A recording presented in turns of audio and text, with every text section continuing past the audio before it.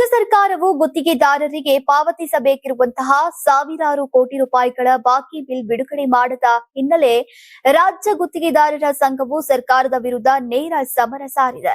March 5ರೊಳಗೆ ಬಾಕಿ ಹಣ ನೀಡದೆ ಹೋದ್ರೆ ಅಥವಾ ಮುಖ್ಯಮಂತ್ರಿಯವರು ಸಭೆ ಕರೆದು ಚರ್ಚಿಸದೆ ಹೋದ್ರೆ ರಾಜ್ಯಾದ್ಯಂತ ಎಲ್ಲಾ ಇಲಾಖೆಗಳ ಕಾಮಗಾರಿಗಳನ್ನ ಸ್ಥಗಿತಗೊಳಿಸಲಾಗುವುದು ಅಂತ ಸಂಘದ ಅಧ್ಯಕ್ಷ ಆರ್ ಮಂಜುನಾಥ್ ಅವರು ಎಚ್ಚರಿಕೆಯನ್ನ ನೀಡಿದ್ದಾರೆ.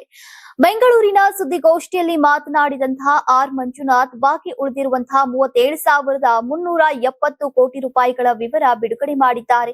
ಲೋಕೋಪಯೋಗಿ ಇಲಾಖೆಯಲ್ಲಿ 13,000 ಕೋಟಿ, ಸಣ್ಣ ನೀರಾವರಿ ಇಲಾಖೆಯಲ್ಲಿ 3,000 ಕೋಟಿ, ನಗರಾಭಿವೃದ್ಧಿ ಇಲಾಖೆಯಲ್ಲಿ 2,000 ಕೋಟಿ, ವಸತಿ ಮತ್ತು ವಕ್ಫ್ ಇಲಾಖೆಯಲ್ಲಿ 2,600 ಕೋಟಿ, ಕಾರ್ಮಿಕ ಇಲಾಖೆಯಲ್ಲಿ 2,000 ಕೋಟಿ ಹಾಗೂ ಗಣಿ ಮತ್ತು ಭೂ ವಿಜ್ಞಾನ ಇಲಾಖೆಯಲ್ಲಿ ಈಗ 2,600 ಕೋಟಿ ಬಾಕಿ ಇದೆಯಂತೆ.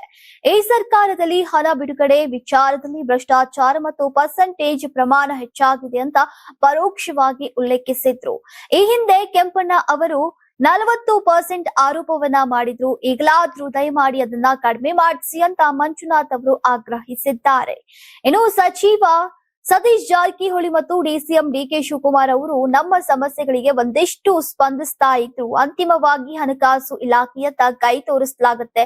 ಹೀಗಾಗಿ ಗುತ್ತಿಗೆದಾರರ ಸಂಘವು ಹಲವು ನಿರ್ಧಾರಗಳನ್ನ ಕೈಗೊಂಡಿದೆ ಅಂತ ತಿಳಿಸಿದ್ದಾರೆ. ಕಾಂಗ್ರೆಸ್ ಹೈಕಮಾಂಡ್ ನಾಯಕ ರಾಹುಲ್ ಗಾಂಧಿ ಅವರ ಗಮನಕ್ಕೆ ಈ ಸಮಸ್ಯೆಯನ್ನ ತರೋಕೆ ನಿರ್ಧರಿಸಿದ್ದೇವೆ. ಒಂದೇ ಬಾರಿ ಹಣ ನೀಡೋಕೆ ಸಾಧ್ಯವಾಗದೇ ಇದ್ರೆ ಕನಿಷ್ಠ ಹಂತವಾಗಿ ಆದ್ರೂ ಬಿಲ್ ಕ್ಲಿಯರ್ ಮಾಡಿ ಅಂತ ಸಂಘದ ಸದಸ್ಯರು ಮನವಿಯನ್ನ ಮಾಡಿದ್ದಾರೆ. ಯಾರಾಗ್ತಾರೆ ಎಂಎಲ್ಎ ಅಭ್ಯರ್ಥಿ 2028 ಶೀಘ್ರದಲ್ಲೇ.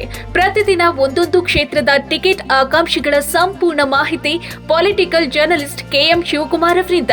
ಕರ್ನಾಟಕದ ನಂಬರ್ 1 ಡಿಜಿಟಲ್ ಮೀಡಿಯಾ ನಿಮ್ಮ ನೆಚ್ಚಿನ ಕರ್ನಾಟಕ ಟಿವಿಯಲ್ಲಿ ಮಾತ್ರ.